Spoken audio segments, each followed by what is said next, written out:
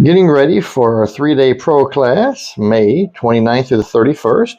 Well, we'll be printing this on day 3, CMYK. It's a vintage Jaws poster.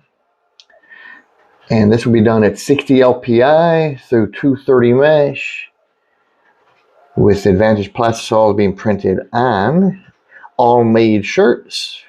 Tanya's a huge Jaws fan, so we're very interested to see how this turns out. We are printing our films here on the Epson SCT 3170X. All black ink systems.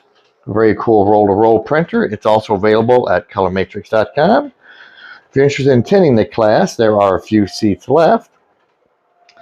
If not, be sure to give us a like and a follow so you can see how the actual print turns out. But as you can see, it is going to be a vintage looking poster, and we are very excited to see how this turns out. As always, thanks for watching.